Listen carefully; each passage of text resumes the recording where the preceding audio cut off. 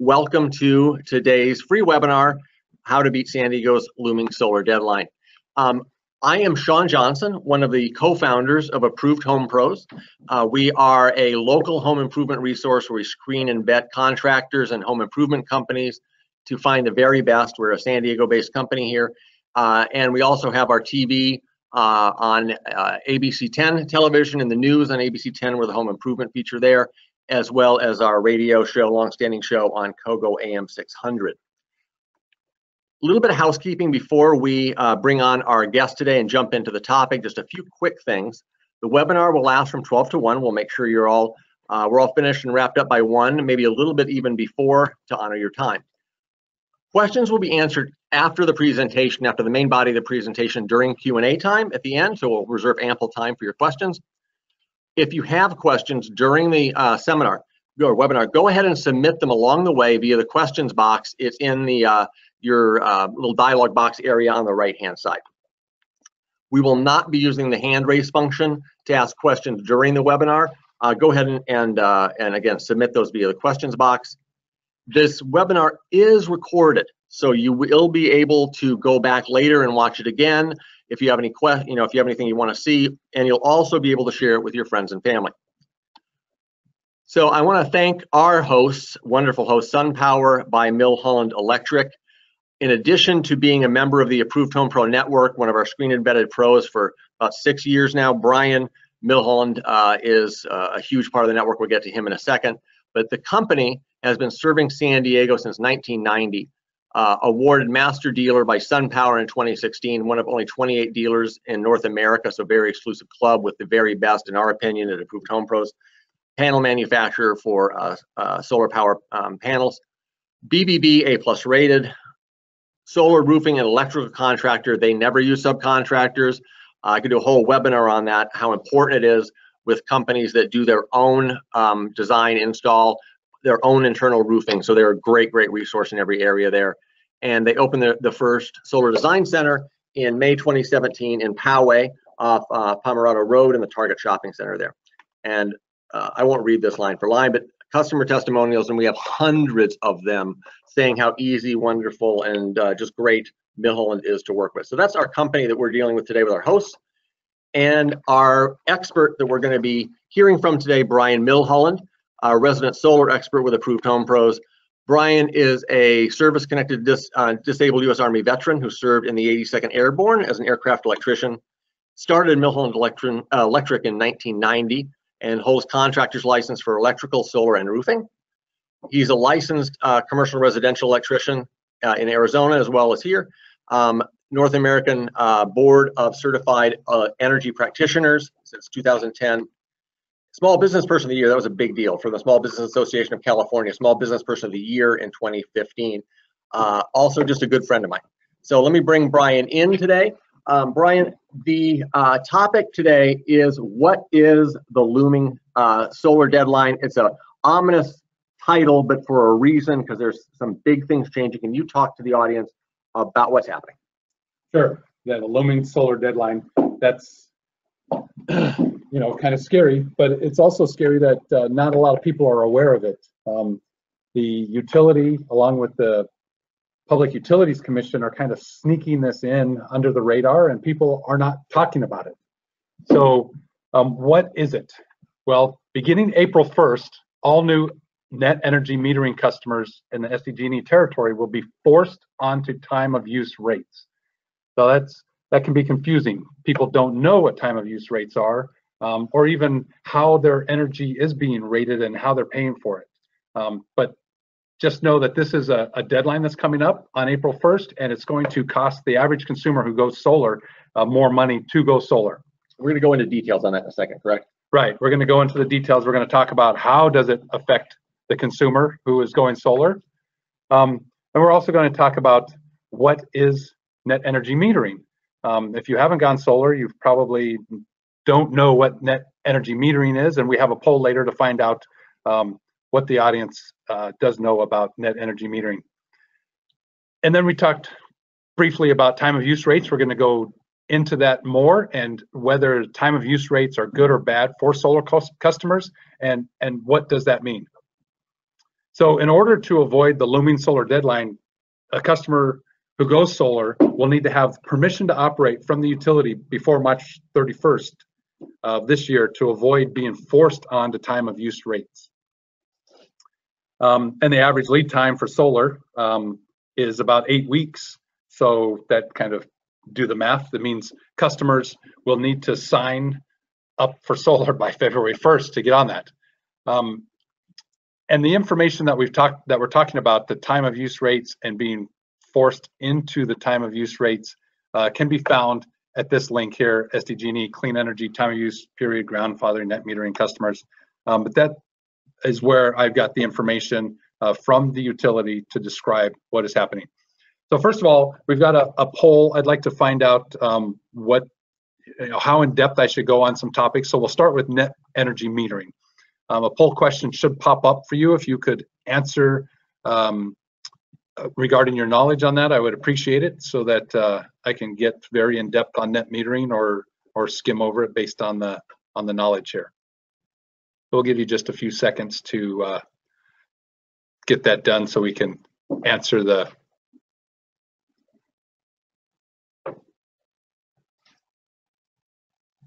So, okay, so 70% of the people say that they're familiar with net metering.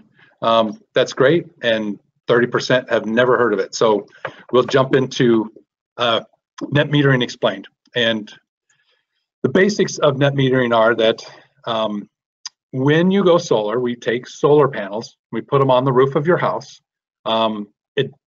The panels produce DC electricity that then go through an inverter and come out with AC electric that is compatible with your home's electrical system. All of that energy then goes into your main service panel at your home and gets distributed through your home if it's needed at the time that you're producing. So if you're producing more energy than you need in your home during the day, that extra energy will go through your utility meter and go out to the grid and go to the closest electrical customer who needs that energy. So as it goes through your utility meter, it's recorded by SDG&E as credits to you, and you're able to use those credits later on to net out your energy costs. So that's basically net metering. It allows you to net your energy costs by using your overproduction to go out to the grid. Ryan, this is an area that before I started working with you and learned in detail, I really didn't understand. And I want to make sure that 70% of you said you understood a lot of this, but for the 30% that didn't, when you're, let me make sure I have this straight, when you're gone solar and you have the panel on your home during the day when the sun is shining on it, it's producing electricity. Most of the time, it's producing more than you can use or will use. And so that energy has to go somewhere, and it goes up into the grid, and you're basically you're giving your power to the power company. Right. And then when you need it later, you're taking it back from them, and that's what the net energy metering is. So it's giving it to them and taking it back from them. That's the system by which that's managed. Right. Right. Okay. So they record how much you deliver back to the utility and how much you consume from the utility, and those two are netted out. Okay. And once you go solar, your utility bill transforms from a monthly bill to a yearly bill. So you get the full year to recoup any excess and that you produce versus any that you need. Okay. So at the end of the year, your goal is hopefully to be at a zero balance with SDG&E or the power company. You want it to ideally be offset completely. Yes, that's the goal. We build the systems, and it's very important that we know exactly how much energy you consume, and we know exactly how much energy is produced, and we build the systems to net out to zero, and so you simply have the connection fee. Okay, so that's net metering. Now we're going to talk about rate structures, and rate structures are what you pay for electricity. So after you've gone solar, right now you have two choices on rate structures. Net metering allows you the solar credits, but the rate structures are the dollar values placed on the credits. With tiered rates, which most people are familiar with, it's officially called a domestic rate, DR, and we slangily call them tiered because you buy electricity in tiers. The more you use, the higher the rate. You get a 1-for-1 kilowatt hour exchange. So every kilowatt that you overproduce and send to the grid, you get to purchase one back because the kilowatt hours are basically priced the same. And you get to buy down the highest rate first. So as you build up kilowatt hours of usage, when you produce solar, you bring those down from the top down. So it's a great, tiered rates are a great exchange for solar. So basically it's a 1-to-1. Right now, if you produce a kilowatt hour that your system is, that you're not consuming, you give it to the grid, you get one back when you need it, 1-for-1 trade, 1-for-1. 1-for-1. That's the tiered rate. That's the great rate structure. Why would the utility want to mess with that, right? Yeah, it works perfect and it's in the consumer's advantage. Why would anybody want to change that? Right. So now we're talking time of use rates. Remember, anybody who goes solar, who gets permission to operate after April 1st is going to be forced into solar time of use. So what does that mean? Well, the value of the kilowatt hour that you produce and send back to the grid is based on the time of day, the day of week, and the season the energy is exchanged. Okay, and so we have, I'm being shown another piece of paper. We have another poll talking about time of use rates, and to see how in depth I should get onto time of use rates. So if you could take the time to answer that poll question, that would be great. But again, time of use rates is the value of a kilowatt hour is based on the time of day, the day of the week, and the season the energy is exchanged. We'll give you a few seconds to answer the poll. Right, 75% voted, and it looks like most people are a little bit familiar but would like more information. Okay, great. It's about what we figured. Wonderful. Okay. So again, time of use is basically what it says. You're paying for electricity based on the time of use. And when it comes to solar, then not only are you buying electricity based on the time that you buy it, but any energy that you send to the utility, you get a value of that kilowatt hour based on the time that you send it to them. So here is the tiered rate broken down the way the utility would like you to understand it. What? Very basic, right, Sean? This, as we were preparing for this, we looked at this, and this is the way that the power company provides the information to you. Right. And my first thought is, if all those genius minds over there wanted to make it clear and easy to understand, they would. This is, to me, and I'm not a conspiracy theorist, I don't have a tinfoil hat on or anything, this seems like it's created to confuse people. Right. Well, this is the tiered rate, which is also confusing. And tiered rates, the way that they're billed is, again, like I said, you start off, if you're using 1,500 kilowatt hours per month, the first section of power is billed at a low rate, and they give you a baseline, right? So, yeah, sorry, I'm pointing to the screen, nobody can see. Nobody can see you. So the baseline, in this case, is 288 kilowatt hours. Those are billed at the 27 kilowatts price, 27 cents per kilowatt hour. The next 1,152 are billed at 48 cents. So you can see it almost doubles. And then they're going into a higher user category. So anything above 1,500 kilowatt hours, I'm sorry, that's going to be, yeah, about 1,500 kilowatt hours. Anybody above that is paying 55 cents per kilowatt hour. And this is the system that people are on now if they have solar. Right. So this is the tiered rate. And this actually is more to your advantage, but you're paying a higher rate currently the more electricity you consume. That's basically the tiered rates. Okay. So time of use rates, the way that that's going to break down is that you pay based on the time that you use electricity. So they're going to break it down into off-peak times and peak times. So currently it's 4 to 9 p.m. is the peak time. So you're going to pay more for electricity, or electricity has a higher value during that time than it does during the off-peak time. We're still waiting for a final decision on what those prices are going to be, but currently it's about 27 cents to the summer rate to about 42 cents. And you can see that 4 to 9 p.m. is the peak rate. So if you have a solar system that's producing power, by 4 o'clock, the sun's starting to go down, especially in the winter. So you've produced most of your power during the off-peak times. So you're getting a lower value for those kilowatt hours that you produce. And then if you, whatever you have to buy back between 4 and 9 p.m., you're going to have to pay a higher rate for that. So you can see that the manipulation that's happening with the utility company. Well, yeah, this is the important point, I think, and I want to make sure that we really bring this out. So the power company is making this change for new solar customers after April 1st. April 1st. Right. And your solar system on your roof is producing power at a time now they want to say the power that it's producing, when it's producing most of it and you're giving it to them, is worth less. Yes. But then at the time after 4 o'clock, when you're likely having to take that back from SDG&E or the power company and buy it back from them, it's more expensive. So you're selling them to low and buying high. That's the changes that they've made. They've already made those changes to time of use rates, and now they're going to force solar customers to accept those changes beginning April 1st. And so you can see 4 o'clock to 9 p.m., that's about the time that people start to come home. They start to think about making dinner. They want to turn their air conditioners on in the summer. So these are, and the solar systems are starting to go offline. So there is some madness. There is a method to the madness behind all of this that we'll get into in a little bit.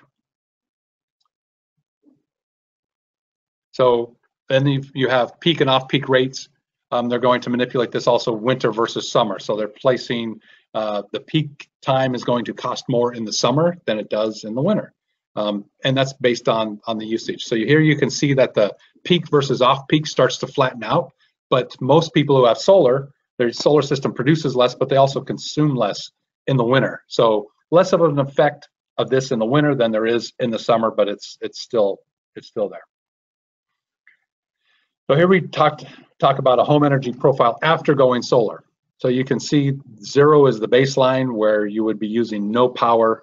So this is an average day, right, for a solar power, a home that has solar power in it, correct? Okay. Correct. So you can see everything above 0 is when you are buying power from the utility. And then as these numbers start to dip below 0, this is where your solar system is producing electricity and you're sending it back to the grid. And these are on 15-minute intervals for the entire day. You can see that by the time you get to the 4 p.m. period, solar has stopped producing and now you have to start buying power from the grid. So all of this power that we've produced and sent back to SDG&E during their off-peak time has the lower value of about 20 cents per kilowatt hour. And then anything that we're buying from the 4 to 9 p.m., which is all the way over here, you can see that we're purchasing that at the peak rates. And then again, they go back into the off-peak the rest of the day. So again, it's this change, it'll be affecting everybody that doesn't have solar on and approved to operate prior to April 1st is going to be forced into this, and you're again forced to sell your power to them when you're not using it at a low rate, buy it back at a high rate. This is not in the consumer's best interest to me. Correct. Correct. It's not. And the utility, we're going to get into another slide. The utility has a method that they presented to the Public Utilities Commission that does make sense, and it's all about the net load on the grid. So we'll get into that. So how does SDG&E net out the energy you purchase and overgenerate with time of use rates? That's what this slide is called. So your statement will show up, and it will actually show what you produce during peak or semi-peak times and what you consume during off-peak times. They'll break that down and give values to it, and at the end of the day, give you a statement that shows what they owe you for the electricity you've produced and what you owe them for the utility, for the electricity that you've consumed from the utility. So they break that down into two values, and then they net that out. They subtract or add them together to come up with the amount that you owe. Here's the net load effect that we were going to talk about on the grid and why they are forcing this on us and how they can convince the Public Utilities Commission for this to happen. But because solar has helped reduce the net load on the grid, we've reduced the rolling blackouts and brownouts, right? We've all done our parts. We've put solar on our homes, producing electricity during those used to be peak times, right? It used to be 11 a.m. to 4 p.m. was the peak time that we need electricity because it was very hot. Solar was coming on, and they didn't have enough electricity to power everything. Well, now that solar has become so abundant, and as these solar systems come online, you can see that this mirrors the way that the energy did in that home.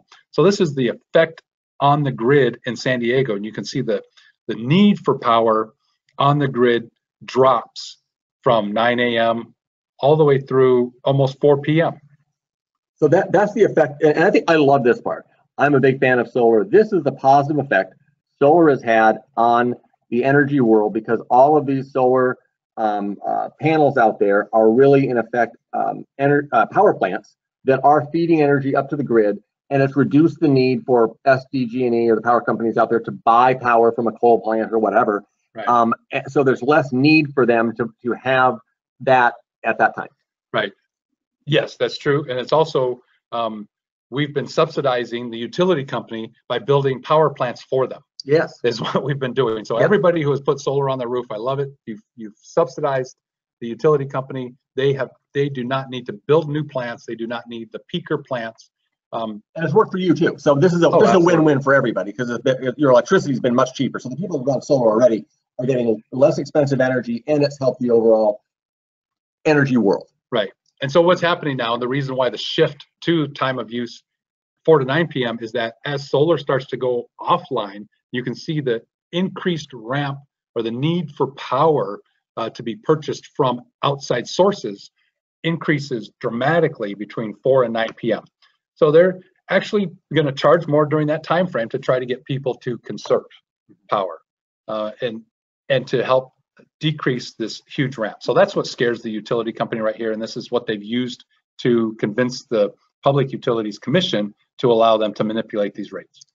I get some of that, but the bottom line is, they're right now, to me, a kilowatt hour is a kilowatt hour, and we've all done such a great job of building these solar plants for them on our roofs and selling it to them that they're not having to buy it during the day.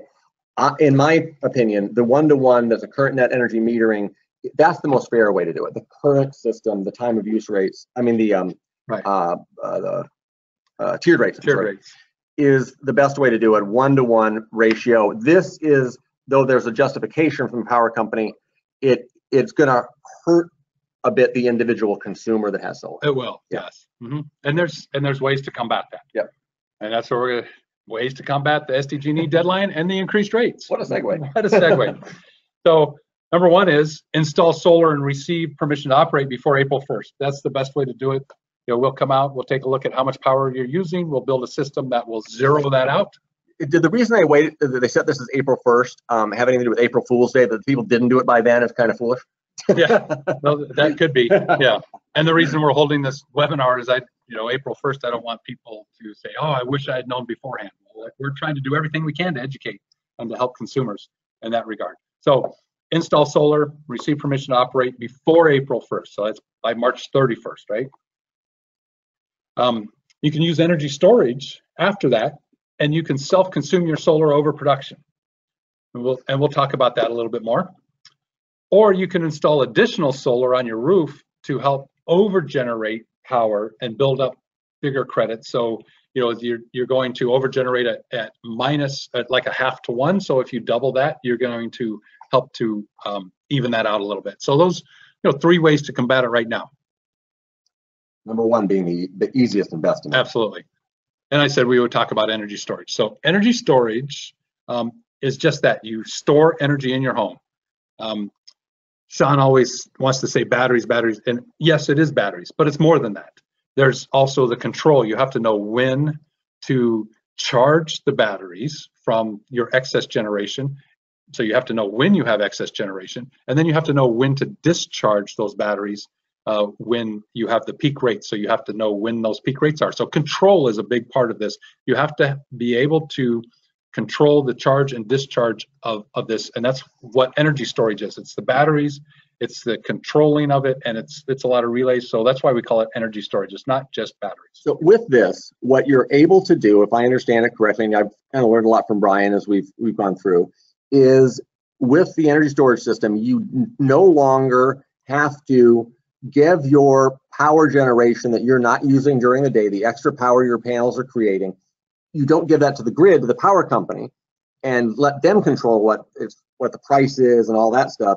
You keep it in your energy storage system. I do like the battery, but energy storage system, and then you use your own power later. This gives you, and you stay connected to the power company just in case you ever need it. But this is your pretty much energy independent, correct? Yes. So yeah, we call this self-consumption. So you self-consume your overproduction. It can also be a battery backup. So we can use this to back up a few circuits in your home. This doesn't back up your entire home.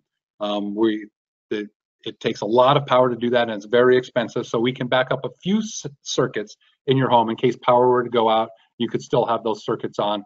But the main purpose of this is to allow you to self-consume your own power and not be worried about the manipulation of the energy rates by the utility company. And so bring this graph back up. This is the overproduction that you have during the day of your solar. And so we can capture that and put it into the energy storage system so that you can use it later during peak rates, but you can also use it at any time in your home. That's energy storage. Adding panels can help offset the time of use rate shifts.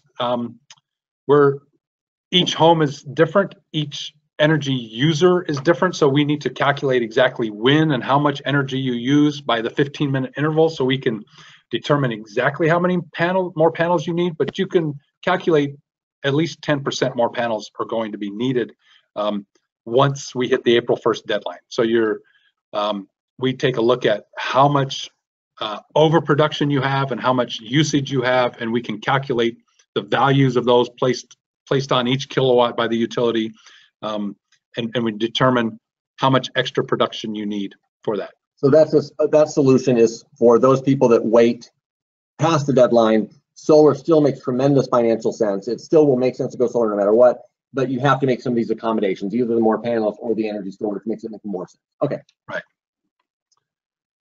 Yes, and we have a lot of sophisticated programs that calculate, that we input the data from your smart meter into, and it tells us when you use power, how much power you use, and we also know how much power you're going to produce at which time of the day, and we place the values on those, and it tells us exactly what size system to place on your roof. So the next steps for people who are considering going solar is, if you don't have a quote, give us a call to get a quote. Gather your electric bills together. You can do that either through the paper kind here, or if you if you have an account online that you're logged into, there's an item called a green button data, so you can go in there and gather that information and send it to us. Either way, we need to get 12 months of your utility usage history. We also need to know what your future needs are. Do you need more power, less power? Can we get you in before April 1st or not, right? Are your children off to college soon, or do you have young children at home for many years? Are you considering putting in a pool, buying an electric vehicle, all of those things? How conservative have you been with your power? Do you keep your air conditioner at 78 degrees, but your wife wants it at 72? So we can calculate, the extra requirements for your air conditioning. We also go into details like, how old is your air conditioning? Maybe you should put a new one in to help conserve some power, be more comfortable and save power. And I've worked with Millholland on for many years, and they help evaluate where are some ways you can save energy to be able to have the smallest system you need to do the job. That's why they look at these things and help you find other ways to conserve power, which is great. So what's next? So you get your bill together. You can send us your bill. We can come out and visit you and get the bill and go through the process in home, or we can do it online with you. But we take your rate usage, and like I said, we put it into some pretty sophisticated programs, and we come out with your annual total usage. But we also know time of day that you use it, month that you use it. We can look at your home online, and we get an annual irradiance report to it, right? That's the amount of sunshine that's going to hit each part of your roof over the course of a year. That's super cool. Is that Google Earth teamed up with another program? Well, this is a program called Aurora. So they specifically use this, but they also, you can see some of these green circles here. They also see what shading is around your home. They model it in a 3D effect, and they can determine how much sunshine is gonna hit your home. And you can see down below here with the arrays 1 through 5, what the azimuth is, how it's facing, what pitch it is. How, all of these numbers here tell us how much sun is going to hit that part of the roof, and so we can calculate how much energy you're going to produce over the course of the year. Then we can determine how many panels you need. We can place it on the roof right here with you and determine, let's offset 100% of your electrical needs, or perhaps we want to do 110 or 115 to try to combat some future needs that you need. We also look at panel degradation. How much are these panels going to produce in 10 years? We don't want you to, slowly have your bill climb because the panels degrade over time. I want to stop down here and ask Brian one question that we didn't really cover this in the webinar today. It's a whole webinar of itself. And I'm assuming a lot of you folks know about this because it seems like you're fairly well educated with solar. But the economics of solar, if you get in before the deadline, the average San Diego consumer, if they're buying their electricity from SDG&E, what are they paying per kilowatt hour about? The average is 28 cents per kilowatt hour. Okay, so you're paying 28 cents. If you go solar, what are you going to be paying per kilowatt hour? So solar, even if it's financed, is about 14 cents per kilowatt. You're paying cash, it can be even less than that. Okay, so about half the price, and you're locking it in at that rate because you own the system, or your financing is all set. So it makes tremendous financial sense now. It will continue in the future, but so if you haven't gone solar yet, before the deadline makes great sense. After, we can accommodate, but I just want to make that economics point. Right. Yeah, and one of the great things we talk about long term, right? Is lock it in for long term. The SunPower has a 25-year warranty on all the products we install. So everything that we use, all the products are SunPower. They are warranted. They warranty the labor, the power, and the production. So if one of their products were to fail, they pay me to come out and replace it. So I'm really interested in getting out there and taking care of any warranty issues because they're paying me for it. They're the only manufacturer in the world that I know of that pays the labor to come out and replace products. That's fantastic, and that's why I partner with them. So we have a limited time offer. As a member of the Approved Home Pros, we always offer a $500 rebate to new customers. And today we want to say thank you by giving $1,000 off your system in the next 42 hours if you call and schedule your appointment. So that's by this Saturday. If you get an appointment scheduled with us, by this Saturday, if you schedule an appointment by this Saturday, appointment obviously can be in the future, but we'll give you $1,000 off your system. That's wonderful. Thank you for doing that for our fans at Approved Home Pros. A couple of points I want to make that it's clear that to me that solar makes financial sense. It always has, and I think a lot of people don't do it for various reasons. Maybe a lot of us around not understanding it. But if you haven't gone solar, you really, really need to. I stand behind Millholland. They're a company that we've screen vetted, and I've seen their work for years. If you've been sitting there with multiple quotes, you've looked at solar, hemmed and hawed, get off that fence now because waiting is not in your interest. And also, even if it's, and this is the way we do things in Approved Home, even if it's not Millholland, I think you should. Millholland is the best in my opinion, but you need to go solar. Do not wait. Solar is in your best interest. Yes, and by going solar, you need, if you need to get a quote today, you need to consider it and look at getting signing a contract before February 1st, so we have plenty of time to get your system installed before that April 1st deadline. Otherwise, you're looking at a minimum increase in costs of 10%. Our average system size, is such that, that can mean $2,500 out of pocket for consumers if they don't get their permission to operate before April 1st. Thank you. And now it's time for our question and answers. I want to thank you, Brian, for bringing this information to us. This is one of the reasons we exist at Approved Home Pros, is to bring this kind of great information. So our first question is, I'll read it, and Brian, if you can answer it for us. Gary from Poway asks, I live in a community controlled by an HOA.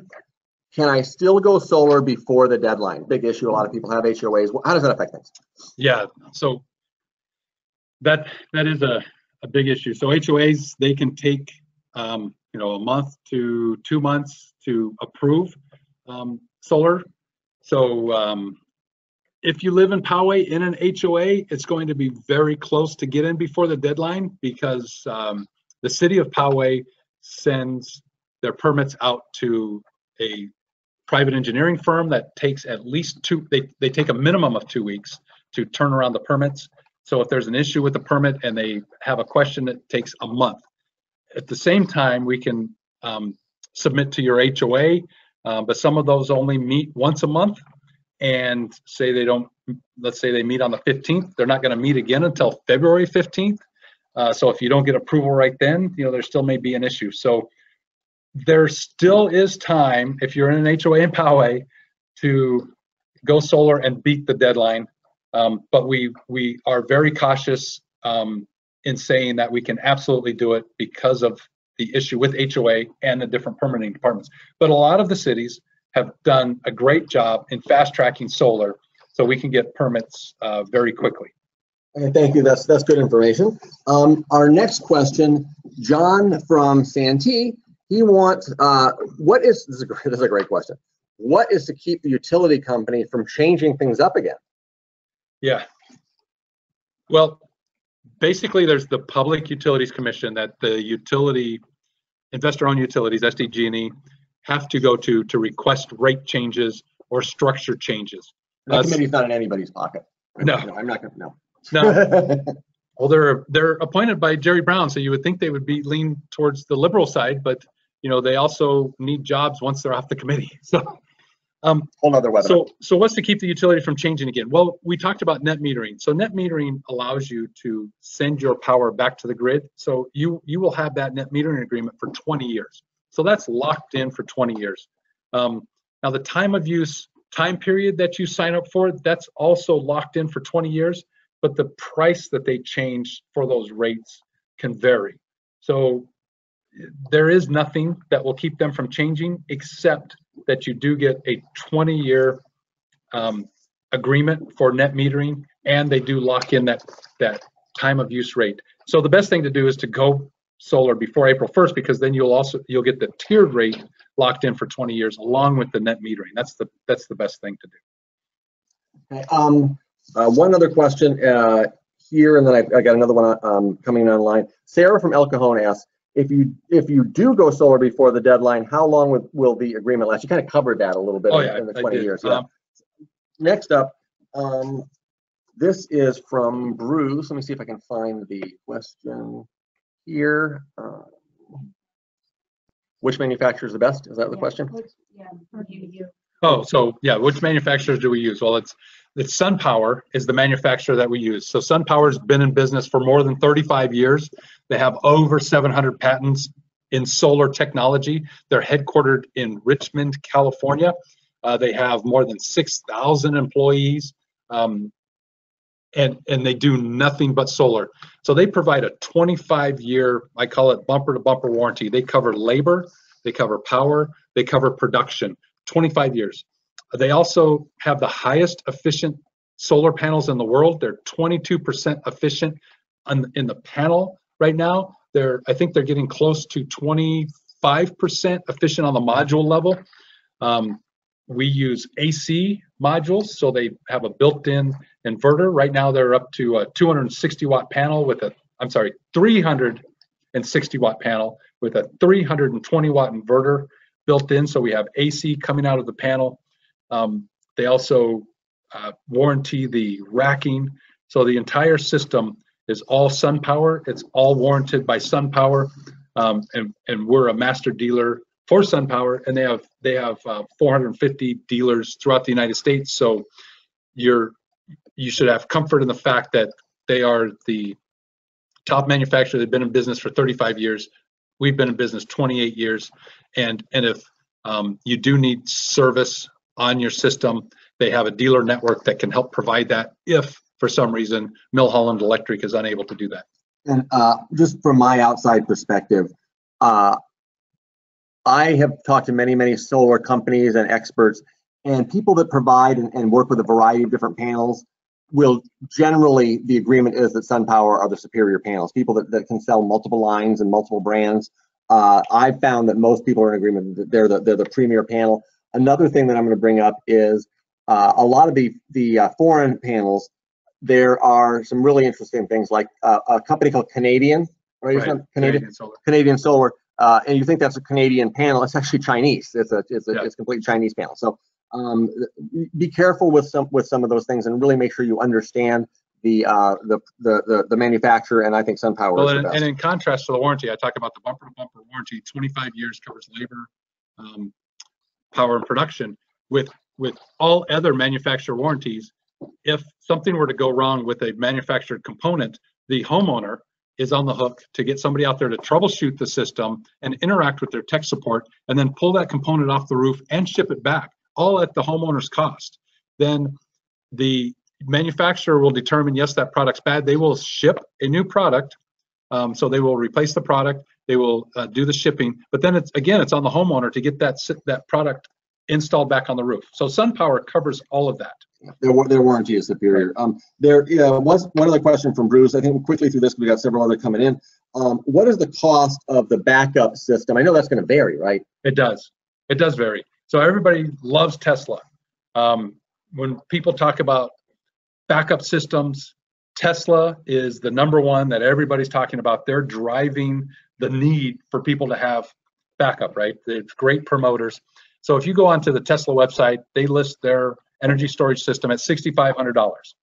But as you start to go through it, it says, well, give us $500, we'll put you on the waiting list, and when we get a chance, we'll come out and we'll give you an estimate on what it's going to take to install it, what it's going to take, cost for permits, and any other items that may be needed. So the average cost for a battery backup system that's compatible with Tesla is it's going to be in the $10,000 to $11,000 range. So don't be, I would be concerned about looking on the Tesla website where it says $6,500, because that does not include tax or shipping or installation. So we've found that some of the systems we have, they range in price between $11,000 and up, based on how many hours of backup you want for those systems. Another great question. This one I've heard from people many times, especially people that haven't gone solar yet. They have this concern or this question. What if, this is from Mike, what if I plan on moving in 5 to 10 years? What's going to happen then? Well, we hear that a lot. People say that they plan on moving. They don't want solar because they plan on moving. Well, if you purchase a solar system for cash today, the payback is about 5 years. So if you're going to move in 5 years, then what you've done is you've helped the environment.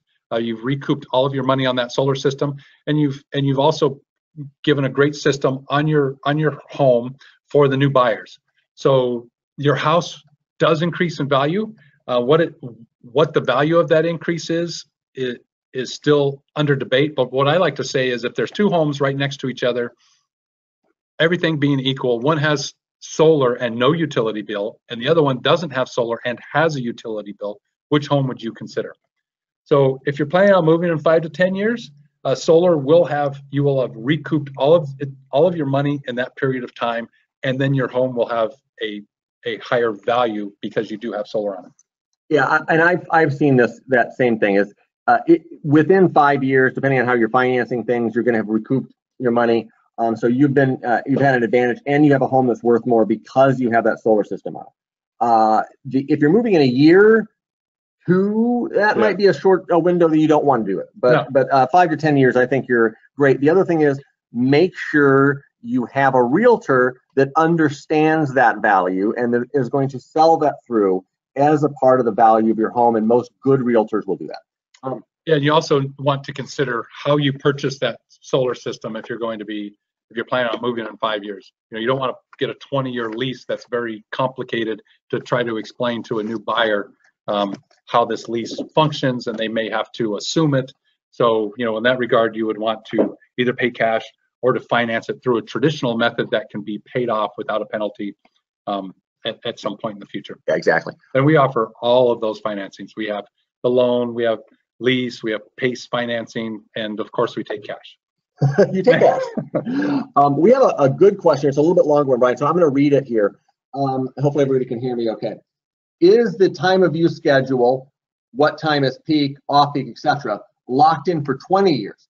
I think I read on sdg&e.com that it was only for 5 years per SDG&E. If a customer is receiving service under schedule NEM, is already being under time of use rate, and has been receiving such service for less than 5 years from the original permission to operate, was in under 5 years from the time the original permission to operate was issued, the customer will automatically receive time of use period grandfathering for a period of 5 years, unless the customer chooses to opt out of time of use. What's the 5 year versus the 20 years? Is there an issue there?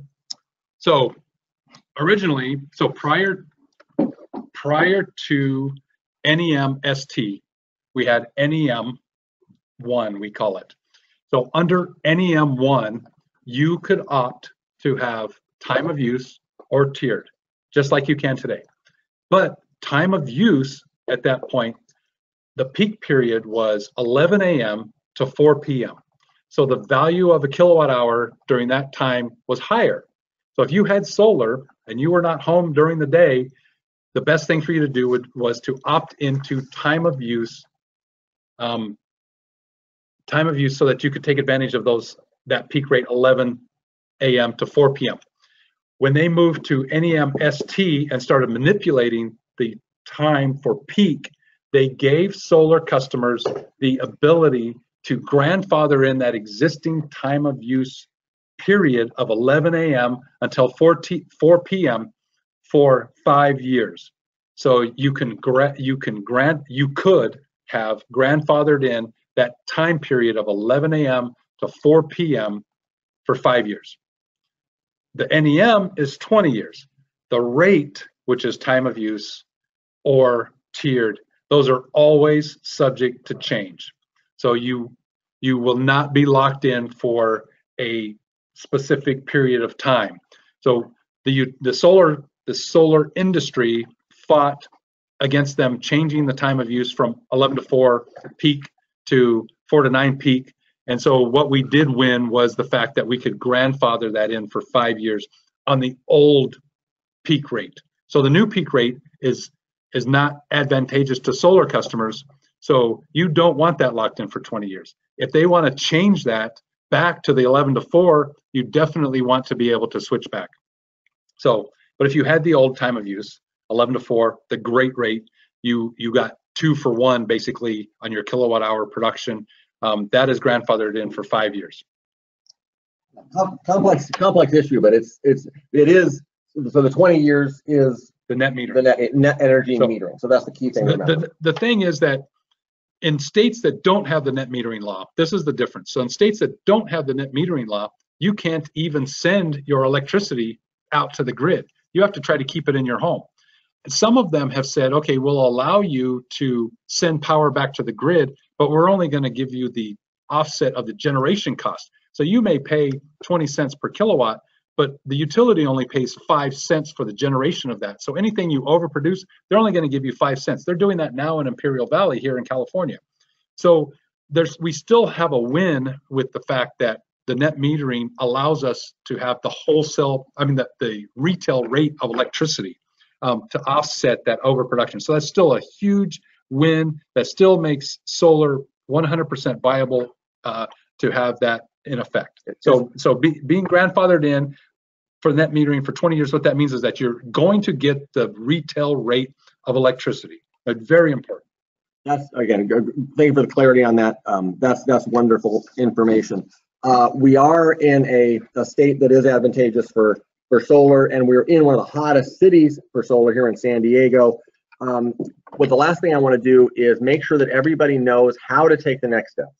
So and we should have put this typed in. I don't know why we didn't think about that. If somebody wants to reach Brian and set up an appointment for an energy evaluation here at Millholland, the number to call, I'm going to give everybody a chance to grab that pen or whatever they need, is 619-320-7373. Again, 619-320-7373. Or if you want to email, you can email info@Millholland, Millholland, electric.com. info@millhollandelectric.com. Again, info@millhollandelectric.com. Oh, you are typing it into another screen? Okay, we'll type it in so people can see it too. You can always go onto approvedhomepros.com and look at anything there, or go directly to millhollandelectric.com. So let's see, I see this on the slide. Next page down. That was it. I think that's, I don't know if I can get to it. So I think we're wrapped up for today. I don't know if it's going to be able to let me go. Oh, there is a survey, correct. So as we're wrapping up here, I think the survey fires automatically for people. There's a survey, just a couple questions where we're wanting to get some feedback. We'd like to do more of these webinars for you on various subjects. To me, it's a great way for you to get some facts on information that you want in a non-threatening, non-sales environment that will allow you to have an expert for you to draw from, which I think is why people go to the home shows and those places. But I think this is an easier environment for most people. And tune in for our shows on ABC 10, Kogo, News Radio 600. Thank you all for joining us today. We look forward to future webinars. Brian, thank you for helping us today and being our resident solar expert for all you've done working with us. Well, thanks, Sean. I appreciate the Home Pros hosting this for us. And it's great information to get out to the consumers. And please, if you're thinking about going solar, save yourself some money and go solar now.